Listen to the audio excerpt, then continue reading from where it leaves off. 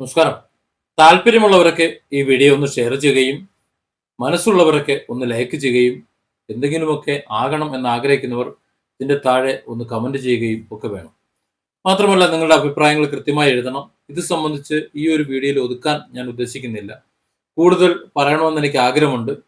ഞാൻ ഈ വീഡിയോയിൽ എല്ലാ വിഷയങ്ങളും എല്ലാ ഭാഗവും ഉൾക്കൊള്ളിക്കാത്തത് കൊണ്ട് വിട്ടുപോയിട്ടുള്ളത് നിങ്ങളുടെ കമന്റായിട്ട് രേഖപ്പെടുത്തിയാൽ തുടർന്നും ഞാൻ സംസാരിക്കാം. ഞാൻ ഇന്ന് ഈ വീഡിയോയിൽ നിങ്ങളോട് സംസാരിക്കുന്നത് എൻ്റെ മക്കൾക്കും നിങ്ങളുടെ മക്കൾക്കും വേണ്ടിയാണ്. അതായത് നമ്മുടെ മക്കൾക്ക് വേണ്ടിയാണ്. ലഹരിയെക്കുറിച്ചാണ് ഇവിടെ ഏറ്റവും അധികം ചർച്ച നടക്കുന്നത്. ഇപ്പോൾ കഴിഞ്ഞ ദിവസം കൊലപാതകങ്ങൾ നടന്നു. ഇപ്പോൾ ഇന്നലെ മറ്റൊരു കൊലപാതക കഥ കേൾക്കുന്നു. വിദ്യാർത്ഥികളുമായി ബന്ധപ്പെട്ടിട്ട് ഒരു കൊലപാതകത്തിന്റെ കഥ കേൾക്കുന്നു.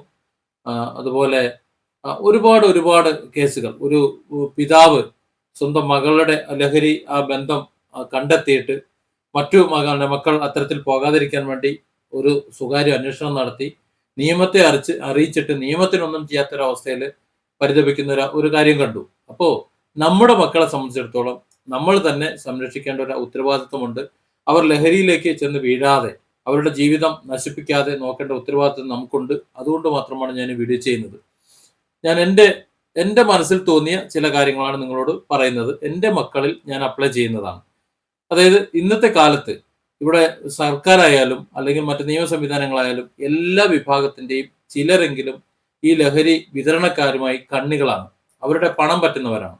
നമ്മൾ എത്ര തന്നെ അല്ല എന്ന് പറഞ്ഞാലും ആണ് എന്ന് നമ്മൾ മനസ്സിലാക്കേണ്ടി വരും. തെളിവൊന്നുമില്ല എന്നുണ്ടെങ്കിലും അത്തരത്തിൽ അവരുമായി ബന്ധമില്ല എന്നുണ്ടെങ്കിൽ അല്ലെങ്കിൽ ഇവിടുത്തെ നിയമ സംവിധാനങ്ങളും ഭരണ സംവിധാനങ്ങളും പ്രതിപക്ഷ സംവിധാനങ്ങളും ഒക്കെ ഇത്തരം ലഹരി മാഫിയയോട് എതിർത്ത് നിൽക്കുന്നവരാണ് എന്നുണ്ടെങ്കിൽ ഇവിടെ യാതൊരു വിധത്തിലുള്ള ലഹരി വിതരണ കാര്യങ്ങളും നടക്കില്ല. ഇത്രയും ലഹരിയുടെ വിഷയങ്ങൾ ഇവിടെ ഉണ്ടാവുകയുമില്ല. ഉണ്ടാകുന്നത് കൊണ്ട് തന്നെ യഥേഷ്ടം ലഹരി വിൽപ്പനയ്ക്കും അല്ലാതെയും ഇവിടെ ലഭ്യമാകുന്നത് കൊണ്ട് തന്നെ ഇത്രയധികം കേസുകളും കാര്യങ്ങളും വരുന്നത് കൊണ്ട് തന്നെ ഇവർക്ക് എല്ലാവർക്കും ഇതിൽ ഒരു പരിധിവരെ എങ്കിലും അല്ലെങ്കിൽ നല്ലൊരു പരിധിവരെ ബന്ധമുണ്ട് എന്ന് വേണം മനസ്സിലാക്കാൻ. അതുകൊണ്ട് നമ്മളെ സംബന്ധിച്ചിടത്തോളം നമ്മളെ മക്കളെ ബോധവൽക്കരിക്കേണ്ട ഉത്തരവാദിത്വവും അവരെ സംരക്ഷിച്ച് നിർത്തേണ്ട ഉത്തരവാദിത്വം നമുക്കുള്ളത് കൊണ്ട് നമ്മൾ ശ്രദ്ധിച്ചേ പറ്റൂ. ഞാൻ എൻ്റെ കുട്ടികളോട് പറയുന്നത്, പണ്ടായിരുന്നു നമ്മളെ മുട്ടായിയൊക്കെ ഷെയർ ചെയ്ത് കഴിച്ചിരുന്നത് അല്ലെങ്കിൽ വീടിൽ നിന്ന് വാങ്ങി കഴിച്ചിരുന്നത്. അതുപോലെ ഉള്ള സന്ദർഭങ്ങളാണ് പറഞ്ഞു കൊടുക്കുന്നത്. പുറത്തേക്ക് അവർ ഒറ്റയ്ക്ക് പോകുമ്പോൾ ആര് എന്ത് വാങ്ങി കൊടുത്താലും അത് ജ്യൂസായാലും ശരി, മിഠായി ആയാലും ശരി, ഭക്ഷണമായാലും ശരി, എന്തായാലും ശരി, പുറത്തുനിന്ന് ഭക്ഷണം തങ്ങളുടെ സുഹൃത്തുക്കളോടൊപ്പം കഴിക്കരുത് എന്ന നിർദ്ദേശമാണ് ഞാൻ കൊടുത്തത്. അപ്പൊ ചോദിക്കും, ഈ സുഹൃത്തുക്കളുമായി മിഠായി കഴിക്കുന്നതോ ഹോട്ടലിൽ പോയി അല്പം ഭക്ഷണം കഴിക്കുന്നതോ ഒരു ജ്യൂസ് കുടിക്കുന്നതോ എന്തെങ്കിലും പ്രശ്നമുണ്ടോ എന്ന്? ഉണ്ട് എന്നാണ് ഞാൻ വിശ്വസിക്കുന്നത്. ഇത് സംശയമോ മറ്റോ ഒന്നുമല്ല. നമ്മളോട് ചേർന്ന് അവർക്ക് എന്തോ വേണ്ടത് ആ സൗകര്യങ്ങളെല്ലാം ഒരുക്കി കൊടുക്കുന്നു. ഇനി അഥവാ അവരുടെ കൂട്ടുകാരോടൊപ്പം അവർക്ക് അത്തരത്തിൽ ഒരു ഭക്ഷണശാലയിലോ മറ്റോ ജ്യൂസ് പാർലറിലോ ഒക്കെ അവർക്ക് സമയം ചെലവഴിക്കണമെന്നുണ്ടെങ്കിൽ അതിനുള്ള സൗകര്യം നമ്മൾ തന്നെ ഉണ്ടാക്കി കൊടുക്കുന്നു. കൂട്ടുകാരോടൊപ്പം അവർ പൊയ്ക്കോട്ടെ, അവർ കഴിച്ചോട്ടെ, എല്ലാം ചെയ്തോട്ടെ. പക്ഷെ നമ്മുടെ ഒരു നേതൃത്വം അവിടെ ഉണ്ടാകും. കാരണം അവർ ഇന്നത്തെ ഒരു തലമുറയാണ്. 2025 ഇപ്പോൾ. ഈ 2025 സുഖ സൗകര്യങ്ങളും മറ്റ് ആധുനിക സൗകര്യങ്ങളും എല്ലാം ഉപയോഗിക്കുന്നവരാണ് അവർ.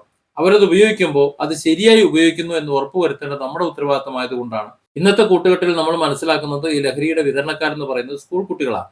8ഉം 9ഉം 10ഉം ക്ലാസ്സിലെ കുട്ടികളാണ്. ഇപ്പോൾ നേരത്തെ 24-ലെ ഹാഷ്മിയുമായിട്ടുള്ള ഒരു പ്രോഗ്രാമിൽ ഒരു രക്ഷിതാവ് പറയുന്ന ശ്രദ്ധിക്കുകയാണെന്നുണ്ടെങ്കിൽ രാത്രിയാവുമ്പോൾ ഇവർ ഒരു വിജനമായ സ്ഥലത്ത് ഒരുമിച്ച് കൂടാണ്. ഈ ഒരുമിച്ച് കൂടുന്നത് അവിടെയുള്ള രക്ഷിതാക്കൾക്ക് അറിയാം. പക്ഷെ അത്തരത്തിൽ ഒരു കൂടിച്ചേരൽ അവർ തടയുകയാണെന്നുണ്ടെങ്കിൽ അവരത് അറിഞ്ഞു എന്ന് മനസ്സിലാക്കിക്കൊണ്ട് അവരുടെ വിതരണക്കാർ, അവരിലേക്ക് സാധനങ്ങൾ എത്തിക്കുന്നവരുണ്ട്, അവർ ഇവരെ തട്ടിക്കളയും അല്ലെങ്കിൽ അവരെ അപായപ്പെടുത്തും, അവരുടെ കുട്ടികളെയൊക്കെ അപായപ്പെടുത്തുമെന്ന് ഭയപ്പെടുന്നത് കൊണ്ട് കണ്ടില്ല എന്ന് നടിക്കുകയാണ്. തങ്ങളുടെ കുട്ടികൾ അതിനകത്തില്ലല്ലോ എന്ന് ചിന്തിക്കുകയാണ്. തങ്ങളുടെ കുട്ടികൾ അതിനകത്തില്ലല്ലോ എന്ന് ചിന്തിക്കുന്ന, അതിനുള്ളിൽ വട്ടം കൂടുന്ന കുട്ടികൾ നമ്മളിൽ ഒരു കുട്ടിയായിരിക്കും എന്നതുകൊണ്ടാണ് നമ്മൾ ഈ വീഡിയോയ്ക്ക് പ്രാധാന്യം കൊടുക്കേണ്ടത്.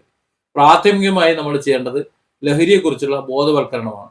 ലഹരി പല വിഭാഗമായി ഇപ്പോൾ സാർവത്രികമായി ഉണ്ടെന്നും അത് ഉപയോഗിക്കലെന്നും ഉപയോഗിച്ചു കഴിഞ്ഞാൽ എന്താണ് സംഭവിക്കുക എന്നും നമ്മൾ അവർക്ക് പറഞ്ഞ് മനസ്സിലാക്കി കൊടുക്കുക. ജീവിതത്തിന്റെ 2 വഴികളും വളരെ വ്യക്തമായി പറഞ്ഞ് മനസ്സിലാക്കി കൊടുക്കണം.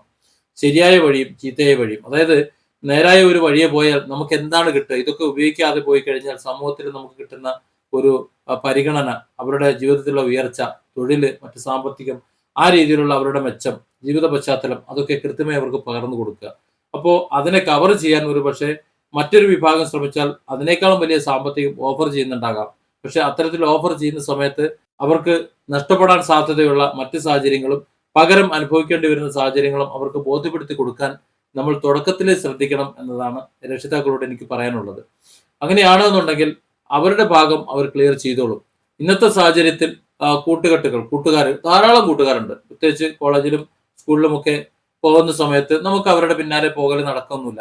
അപ്പൊ നമുക്ക് അവരോട് പറയാം, ഇന്ന് ഇങ്ങനെ ചില സാഹചര്യങ്ങളുണ്ട്. നമ്മുടെ കൂട്ടത്തിലുള്ളവർ അവരുടെ സൗഹൃദമായിക്കോളൂ, അതുപോലെ മറ്റെന്തോ ആയിക്കോളൂ, കുഴപ്പമൊന്നുമില്ല. പക്ഷേ അവർ തരുന്ന ഭക്ഷണം, മിഠായി ആയിക്കോട്ടെ, മറ്റെന്തായിക്കോട്ടെ, ഇപ്പൊ കിൻഡർ ജോയിന്റെ കാര്യം വരുന്നു, അതിനകത്ത് പൊടിയിട്ട് കൊടുക്കുന്നു എന്നുള്ളത്. അപ്പോൾ അത്തരത്തിൽ മധുര പലഹാരങ്ങളിലോ അല്ലെങ്കിൽ ജ്യൂസുകളിലോ ഒക്കെ ഇത്തരത്തിൽ ലഹരി മരുന്ന് ചേർത്ത് കുടിപ്പിക്കാമെന്നും പിന്നീട് ഒരുപക്ഷെ അത് ആവർത്തിച്ച് വരുമ്പോൾ അതിൽ അഡിക്റ്റ് ആകാമെന്നും പിന്നെ അത് വിതരണക്കാരനായി മാറാമെന്നും പിന്നെ അത് വാങ്ങാൻ പണമില്ലാതെ വരുമ്പോൾ മോഷ്ടിക്കേണ്ട സാഹചര്യം ഉണ്ടാകുമെന്നും വീണ്ടും അതിനുള്ള സാഹചര്യം ഇല്ലാതെ വരുന്ന സമയത്ത് വീട്ടിൽ രക്ഷിതാക്കളെ അപകടപ്പെടുത്തുന്ന സാഹചര്യം വരുമെന്നും അപ്പോൾ അത്തരത്തിലുള്ള സാഹചര്യം കൊണ്ടാണ് ഇവിടെ മാതാപിതാക്കൾ ഇപ്പോൾ കൊല്ലപ്പെടുന്നതെന്നും അത്തരത്തിൽ 100 ഉദാഹരണങ്ങൾ നമുക്ക് പറഞ്ഞു കൊടുക്കാനുണ്ട്. നമ്മുടെ കുട്ടികൾ അതൊന്നും ചെയ്യില്ല, നമ്മുടെ കുട്ടികൾ അതൊന്നും മനസ്സിലാക്കില്ല, അവർക്ക് വിവേകമുണ്ട്, ബോധമുണ്ട് എന്നുള്ള ഒരു അമിത വിശ്വാസം ഉണ്ടല്ലോ. ആ അമിത വിശ്വാസം ഈ കാലത്ത് ഭൂഷണമല്ല എന്നറിയിക്കട്ടെ. എൻ്റെ മക്കളായാലും നിങ്ങളുടെ മക്കളായാലും നമ്മൾ കൃത്യമായി അവരെ അറിയേണ്ട സമയത്ത് അറിയിച്ചിരിക്കണം.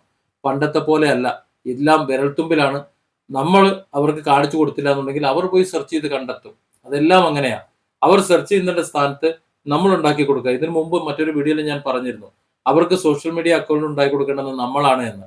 നമ്മളൊരു സോഷ്യൽ മീഡിയ അക്കൗണ്ട് അവർക്ക് ഉണ്ടാക്കി കൊടുത്ത് അതിൽ ആദ്യം ലൈക്കും ചെയ്ത് അവരെന്ത് പോസ്റ്റിലെല്ലാം അതിനൊക്കെ ഷെയറും ചെയ്ത് ലൈക്കും ചെയ്ത് അവർ സപ്പോർട്ട് ചെയ്ത് ആ സോഷ്യൽ മീഡിയ നമ്മളുമായി ഷെയർ ചെയ്യുന്ന രീതിയിൽ കൊണ്ടുപോകുകയാണെന്നുണ്ടെങ്കിൽ ഒരു പരിധി വരെ നമ്മളിൽ നിന്ന് പോകുന്ന ഒരു സാഹചര്യം ഒഴിവാക്കാം.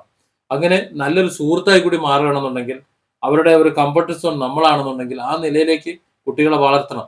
ആ സ്ഥാനത്ത് ഇവിടെ സംഭവിക്കുന്നത് ഒരല്പം വളർന്നു കഴിഞ്ഞാൽ പിന്നെ വീട്ടിലേക്ക് വരുന്ന സമയത്ത് ഫുഡ് കഴിച്ചു, ഫുഡ് കഴിച്ചു, ആരോടൊപ്പം കഴിച്ചു, അത് ഞാൻ അവിടെ കഴിച്ചു, അത് വേണ്ട എന്നുള്ളതാണ് എൻ്റെ ഒരു അഭിപ്രായം. അഥവാ അങ്ങനെ ഒരു ഫുഡ് കഴിക്കണമെന്നുണ്ടെങ്കിൽ അത് ഇവരെ അറിയട്ടെ, മാതാപിതാക്കളോട് അറിയട്ടെ, ആരൊക്കെയാണ് തന്റെ മക്കൾ, അവരുടെ രക്ഷിതാക്കൾ, അവരുമായി ബന്ധം ഉണ്ടാകട്ടെ. ഇപ്പൊ നമ്മുടെ മകളുടെ ഒരു കൂട്ടുകാരൻ, ആ കൂട്ടുകാരൻ നമ്മുടെ വീട്ടിൽ വരട്ടെ, ആ കൂട്ടുകാരന്റെ മാതാപിതാക്കൾ നമ്മളുമായിട്ടൊരു ബന്ധം ഉണ്ടാകട്ടെ. അങ്ങനെ ഒരു ബന്ധം ഉണ്ടാകുമ്പോൾ അവരുടെ ഇടയിൽ മറ്റ് അനാവശ്യമായിട്ടുള്ള ലഹരി പോലുള്ള ബന്ധങ്ങളും മറ്റു കാര്യങ്ങളും ഉണ്ടാവില്ല. അപ്പോൾ അവിടെ അത്തരത്തിലൊരു ഇടപെടലുകൾ തടയപ്പെടുന്നുണ്ടെങ്കിൽ നമുക്ക് മനസ്സിലാക്കാം എന്തോ ചില സ്പെല്ലിംഗ് മിസ്റ്റേക്കുകൾ ഉണ്ട് എന്ന്. മാത്രമല്ല ഇപ്പോഴത്തെ ഈ അവസ്ഥയിൽ ലഹരിയുടെ കാര്യങ്ങളൊക്കെ വളരെ പെട്ടെന്ന് തന്നെ നമുക്ക് മനസ്സിലാക്കാൻ പറ്റും. നോക്കൂ, ഇപ്പൊ കഴിഞ്ഞ ദിവസം മറ്റൊരു വാർത്ത വന്നത് 8ാം ക്ലാസ്സിൽ പഠിക്കുന്ന കുട്ടികൾ, 8ാം ക്ലാസ്സിലോ 9ാം ക്ലാസ്സിലോ പഠിക്കുന്ന 2 കുട്ടികൾ കായലിൽ ചാടിയ ഒരു വാർത്ത കണ്ടു.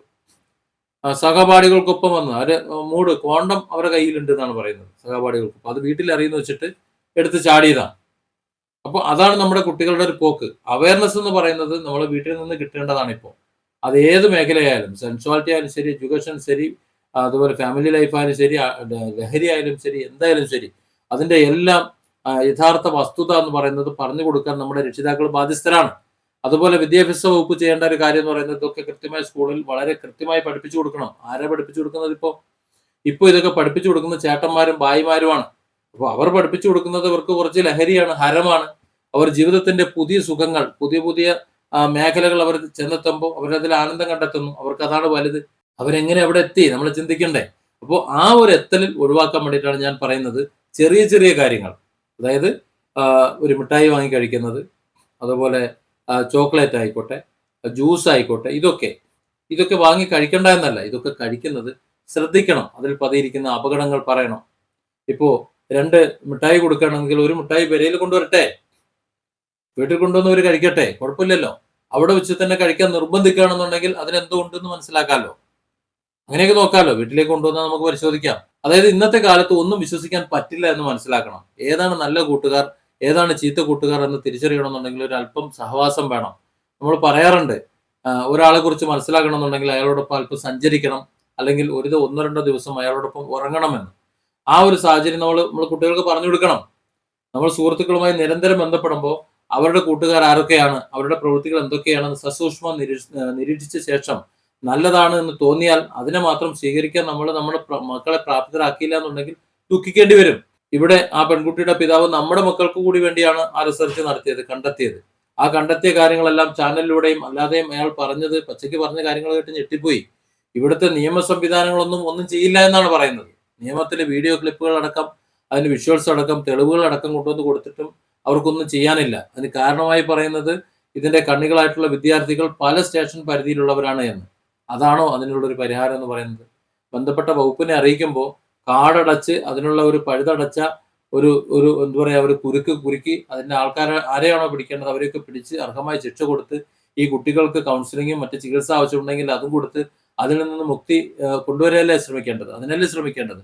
ആ സ്ഥാനത്ത് ഞങ്ങൾക്കൊന്നും ചെയ്യാൻ പറ്റില്ല എന്ന് കൈമലർത്തിയിരിക്കുന്ന ഒരു നിയമ സംവിധാനവും ഈ കുട്ടികളൊക്കെ എങ്ങനെ പോയാലും വേണ്ടില്ല, നമ്മുടെ കുട്ടികളൊക്കെ അങ്ങ് വിദേശത്താണല്ലോ എന്ന് കരുതിയിരിക്കുന്ന ഭരണ സംവിധാനവും ഇവരെല്ലാവരും കൂടെ ചേരുമ്പോൾ നമ്മുടെ കുട്ടികളാണ് വഴിപഴിച്ചു പോകുന്നതെന്ന് നമ്മളെങ്കിലും ഓർക്കണ്ടേ.